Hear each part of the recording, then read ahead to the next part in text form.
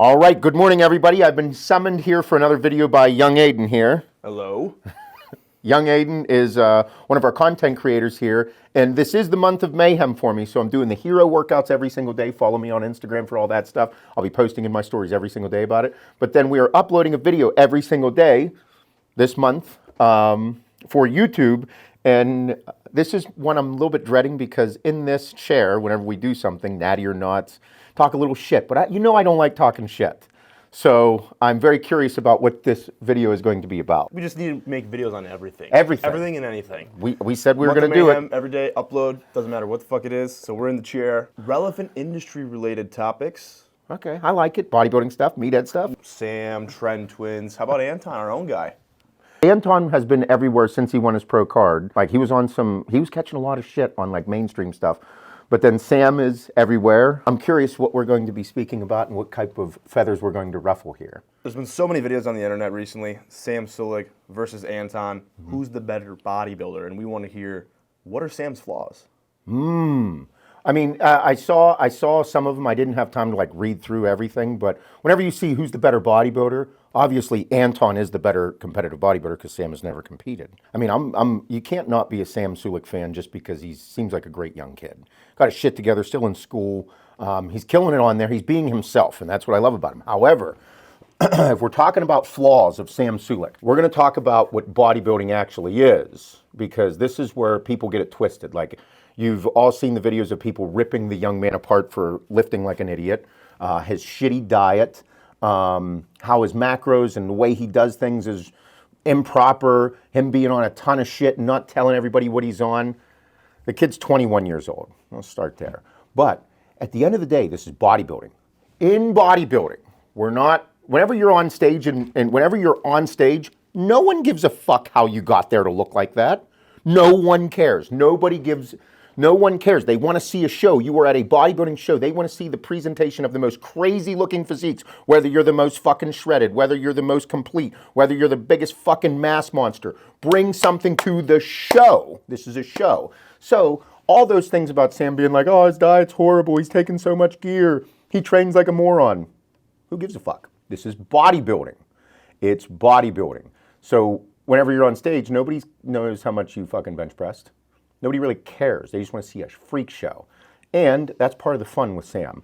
But his flaws from a bodybuilding standpoint, just looking at his physique, his lower body doesn't match his upper body. His legs are lacking in comparison from the front and from behind. Not so much a size standpoint, little downsized in comparison to his upper body, but from an overall separation standpoint of like matching his upper body, he's not quite there in the legs. I think his legs can be better, but he's 21. Your legs are not developed fully at that age. No fucking way. The only 0.01% is people like fucking Anton, like freaks of nature, because somehow that dude is fucking harder than I ever was, which is nuts.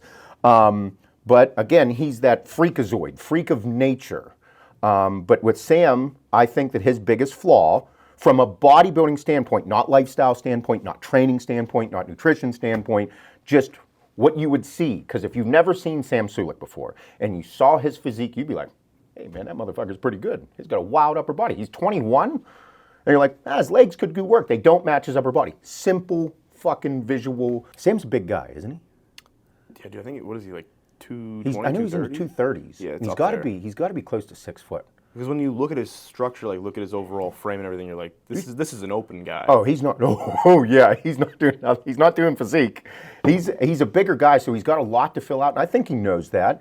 But I think that that's something over time. Like, dude, my legs were not. Dude, the first time I competed, I was 24 years old, and my legs still were not like up to par where they needed to be. Still separated, but it took them a minute to get shredded. But once the separation came with time and maturity, then that's whenever like I developed who I am, but it took time. You're 21 years old. Like Anton is a fucking freak. The dude is on a status where I think that Anton personally, I think that he could be, or I think he's going to be top 5 Olympia in the next 2 to 3 years. I think that with his mentality and the people that he's surrounding himself with, having Kyle as a coach, Kyle's a hell of a coach. Really good dude. On his shit, meticulous. Meticulous beyond meticulous. I think that he's going to help Anton get to that next level quickly. And I think that he's going to be 21, 22 years old, battling for top spots at the Olympia on a physique level. Oh, bro, that dude's only a little bit away from being upper echelon. Right there. Dude, look at his fucking, dude's a freak. Freak. The youngest phenom. classic pro ever. Youngest classic pro ever. One of the youngest bodybuilders ever. I think Jeff Said. Yeah, side. He went pro like 2 days after turning 19. Yeah, something like that. But before everything went freaky. Yeah, but at the same time, it's still an incredible accomplishment. And these young guys, like, okay, so Sam Sulek, I am excited. I mean, I don't watch all of his videos because it's hard to keep up with them all, but I'm excited to see what he does over the next year with his training, with his nutrition, because he doesn't have a coach. He's just doing it all on his own. He's living and learning. That is the good shit of bodybuilding. The crazy thing is that's a little scary to me is that he doesn't have the greatest diet, but calories in, calories out. He's hitting all his macros, but some of these young people following him, I don't know if they're like taking everything like that it's got to be this way, like the cereal and the chocolate milk and all these things. It's it's fun, it's cool. It works for Sam. I don't think anyone's listening to that shit. You don't. I don't think anyone's like, oh, Sam's drinking milk, I got to drink milk. Maybe a few. I really hope not. But what I do like is the fact that he's living. Whenever you're 21, he's not doing anything like. I mean, he's a decent kid, and he's doing a good job of making people feel like they should go to the gym. Go to the gym and lift weights. Yep. And that's the great thing that I like about him, Anton, the Trend Twins, Anthony Mantello, big fan. He just started his YouTube channel back up with the Road to Pro. Yeah. Really excited about that. Some of the other young guys, like, they're putting out good content to follow and pushing the industry of bodybuilding. Like bodybuilding, not just fitness, but bodybuilding. So, flaws. The dude gets his legs up. If that dude makes his legs look like his upper body, I think he's going to look fucking wild. Yeah, because if he's doing this on what he's doing with like no, I guess, proper training and diet, then you get a coach. Is that a game changer? He doesn't have a coach. Right. Anton has Kyle. And again, like, you don't need a coach, but they just help curb your learning curve. They help you learn and the things little quicker. things that you might not know how to manipulate, like the water and the sodium and everything. Yeah, but he's not competing. Well, He's doing his bulks and cuts. He would definitely have to get a Oh, coach. I think if you're going to do a show at a higher level, like Sam's like celebrity status. Like, the fucking dude is a massive deal. So I think that if he was to do a bodybuilding show, he'd be silly not to get a coach to assist him in this process, to make sure that he gets dialed in. Not so much to be like, I mean, you can get a coach and you can take as much as you want from them, you know what I mean? But if you hire a coach, you should listen to them 100%, 100% of the time. That's what makes you being a good coachable athlete. But then there's also coaches that you bounce ideas off of. That's what makes a good coach, is listening to the athlete as well about it, but then saying, like, this is the direction we have to go. Right. I think Kyle's top notch, dude. He's working with the Trend Twins. And you see them two numbnuts fucking eating crumble cookies, getting shredded somehow. But, we all do our cheat meals once a week and things like that. They're good. They're also fucking riots to watch. I think they're starting prep like in a few months or something here soon. They're going to do shows. Yeah. Kyle mentioned it. Yeah, here soon. I didn't, I'm curious to see them. I would personally like to see them compete. I would like to see what they look like on stage. Again, they're super young too. Their upper bodies are very developed, but their legs not so much. Because your legs being developed takes a long time to develop separated quality legs. Would you say if you are right out of the gate gifted with good legs that you have a pretty good chance? Dude, I have good genetics overall. My legs, I have great leg genetics, okay? That was my favorite thing to train back in the day because I could just hang, dude. I could hang with anybody training legs.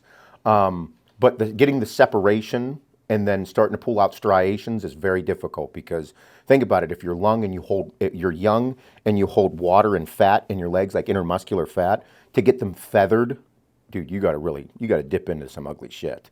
You're going into some calorie deficits where you're like, I think I'm gonna sleep 16 hours a day.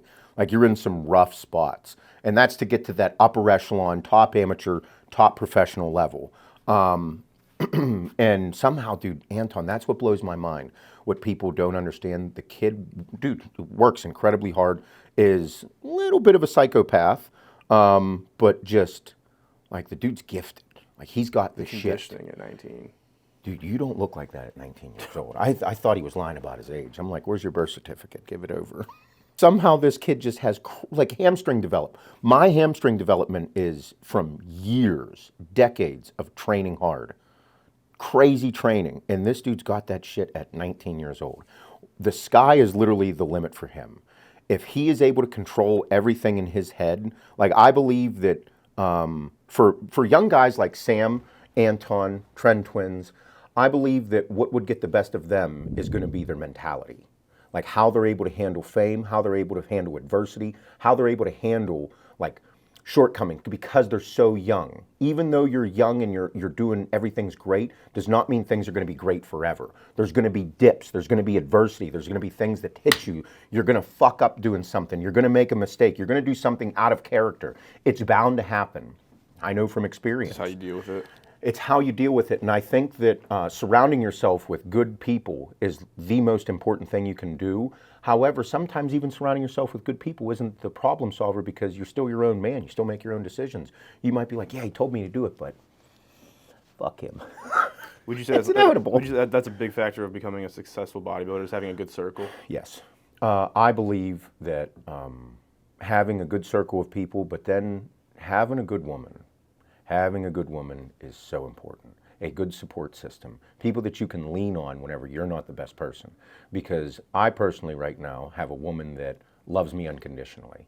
Whenever you have someone that loves you on your worst day, you're in a pretty good spot. Because my bad days are pretty bad. I've taken emotions out at home by just being in a bad mood, saying ignorant shit whenever I was just set off by the littlest thing, and we're guilty of it. But for your woman to love you no matter what, like for me, like on a bad day for me, when I go home and I'm not having a great day and she knows I'm not having a good day, she comes up to me, she still gives me a kiss, gives me a hug, pats me on the pecker, lets me know she loves me. Like, hey babe, I know you're having a hard day. I'm not gonna talk to you, but I'm gonna let you know I still love you. Like those small things go so far. And in competitive bodybuilders' lives, whenever they're so regimented, on a bad day, you don't get to have a bag of Doritos, you don't get to have a fucking beer, you don't get to have a Coca-Cola Classic, you don't get to have fucking dick. You get to eat chicken and rice or fish and fucking asparagus. And you gotta sit there and pretend to like it. And you're like,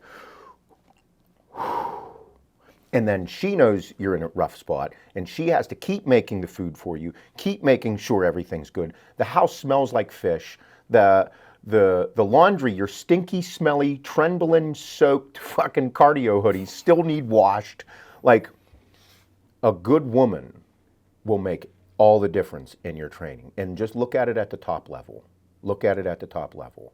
Chris Bumstead and Courtney. Like, they're pretty public about how they had their problems in the past and where they're at now. Like, she knows, I mean, I'm getting goosebumps talking about this stuff. Same thing with Derek Lunsford. Like those two, same thing. That woman is there on his worst days and he talks about it as well. Okay? Having these people, Samson and his wife, look how he talks about her, posts about her, and he's like, this woman is everything to me. I personally believe that if you don't have a significant other that's behind you 100%, you will not be the best man you can be. I'm living proof of that as well. You know, I have a woman that is raising two daughters that aren't hers. I did live in a bad spot with my ex-wife. We didn't have the greatest relationship under the world, and now I have a wonderful relationship. So I personally think that having a support system and a good woman is so important. And you know, these guys are young too, though. You know, they're in their early 19, 21, 22. But I think as you develop as a man, like those are things that we crave in life, is to have someone who loves you unconditionally. I think it's so important in life. And I think that as these young men get older and grow up and develop, like that's where, you know, there's fuck ups in life. You can choose the wrong woman and she can wreak havoc in your life, but you just love that pussy because crazy pussy's so good. And like all these different things can come about in life that you weren't expecting and do uncharacteristic things that you didn't think you would ever do. They do happen. So I think having a solid support system is so important. You know, not bringing in all the negativity. And then also, money, power, and stress make people do crazy things. So it's nice to see that Sam's having the success, handling it well. It's nice to see Anton getting all the public notoriety from what he's doing. I think the sky's the limit for him. I think that as he grows, his social media will grow, and he's a great kid, great young kid. And then the Trend Twins, dude, they're fucking maniacs. They are the meatheads. They are the barbarian brothers of today. And Anthony, another example of a really good kid, young kid, and I hope he turns pro this year. But there's a lot of cool shit for these young kids to have, and just getting to know them a little bit more, and Kyle introducing me to them, and I'm hopeful. But I like them all. I think they're good kids. Yeah. No shit talking today, huh? No, it was dude. good stuff. This was good. Gotta We should learn do this something more from it. often. Yeah. Good talks. Yeah. What was that fucking Saturday Night Live skit? Good times. Good times. Good times. So if you were to train with Sam, what would you want to train with him? Oh, legs. Legs for sure. He's a pretty intense cat. I mean, he does have Fouad and all the guys over at Hostile. Fouad was fucking crazy too. Like, make no mistake about it. Fouad was batshit fucking crazy. That dude trained insane and ate. I mean, that's how he got his nickname Haas. Dude would eat everything.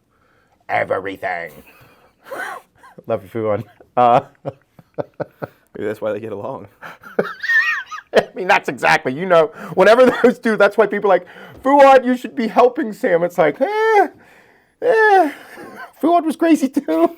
But no, I'd train legs, and I mean, it'd be fun. That's what I would go with. Yeah. It'd be a cool video. Oh yeah, I'll call Anton, yeah. Sam, and Fouad. Oh fuck yeah, that's what we're doing. Yep. We're gonna get together. That'll be the. We got to do it Q1 of 2024. Old guys Me and versus young Anton. guys. Yeah, me and Anton versus Sam and Fouad. We'll get together and do it. Fouad, we're in, motherfucker. I like it. Squat rep out. Fouad, we'll make sure we take old times. Bring back the Anadrol, get the blood pressure cuff on, and have the fucking ambulance standing by. Oh my god. Good times, good call. We're in.